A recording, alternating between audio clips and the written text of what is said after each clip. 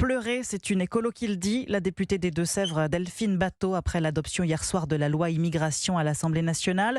Conséquence de la motion de rejet déposée par les Verts la semaine dernière, c'est une loi plus dure et plus à droite qui a été adoptée avec les voix du Rassemblement national. Bonjour Arthur Delaborde. Bonjour à tous. Journaliste au service politique d'Europe 1. La Première ministre s'est félicitée de l'adoption de ce texte. Nécessaire, utile, attendu par les Français, ce sont ses mots.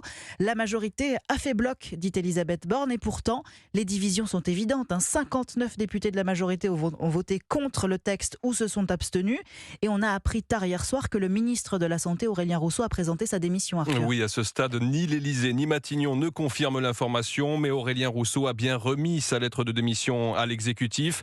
En coulisses, l'ancien directeur de cabinet d'Elisabeth Borne s'est vivement opposé au durcissement du projet de loi. D'autres ministres de l'aile gauche de la Macronie pourraient aussi mettre leur départ dans la balance dans les heures qui viennent. Celui des transports, Clément Beaune, celui du logement, Patrice Vergrit, celui de l'industrie, Roland Lescure, ou encore celle de l'enseignement supérieur, Sylvie Retailleau.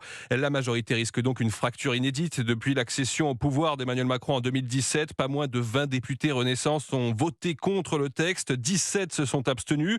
L'exécutif ne fait pas non plus le plein de voix chez ses alliés du MoDem. On peut citer parmi les frondeurs le patron de la commission des lois, Sacha Houlié, qui présidait pourtant les travaux de la CMP, ayant accordé de multiples concessions à la droite.